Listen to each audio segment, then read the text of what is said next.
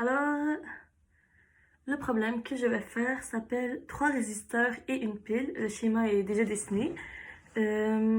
Alors, on veut trouver la grandeur et l'orientation des courants qui passent dans chacun des résisteurs. On va utiliser les lois de Kirchhoff pour trouver ces courants. Et je vais commencer par poser des orientations pour mes courants. Donc, I1, je vais le poser dans cette direction, I2 vers le bas, I3 dans cette direction. Si jamais je me suis trompée dans l'orientation, ça va apparaître dans mes calculs. Alors, je vais trouver des valeurs négatives pour les courants.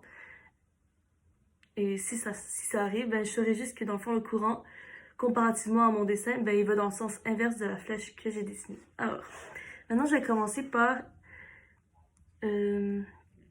écrire la loi des nœuds pour mon nœud en haut. Alors, le courant I1 entre dans le nœud. Alors, ça fait I1 est égal à I2 plus I3, puisque I2 et I3 sortent du nœud. Si je faisais aussi la loi pour le nœud qui se trouve en bas, donc ici, j'obtiendrais exactement la même équation. Maintenant, si je pose une maille 1 ici comme ça, une maille 2 dans cette direction, la loi des mailles pour ma maille 1, alors je passe de la petite borne vers la grande borne. Donc ça fait ça. Et je passe dans le même sens que le courant dans la résistance 1. Donc ça fait moins R1I1. Ici, je passe dans la même direction que le courant I2. Alors ça fait moins R2I2. Tout ça égale à 0.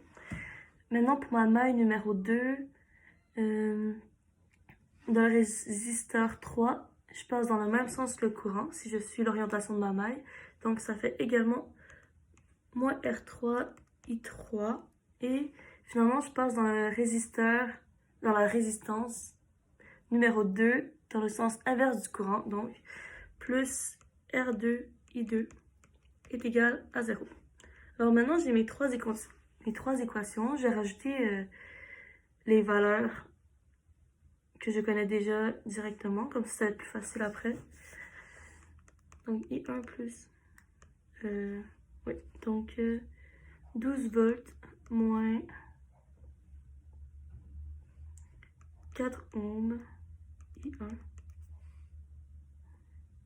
Dans le fond, maintenant, c'est juste de l'algèbre. Alors, je vais vous laisser regarder ce que je fais.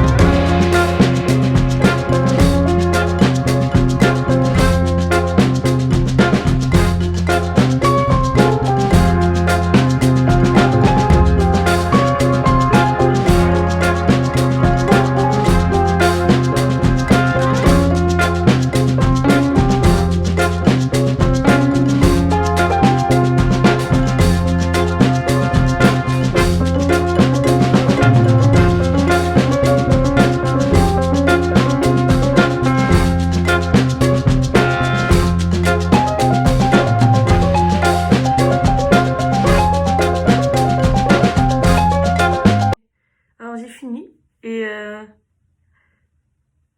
j'avais bien posé l'orientation de mes courants puisque toutes les valeurs que j'ai utilisées sont positives. Alors le problème est terminé. Merci.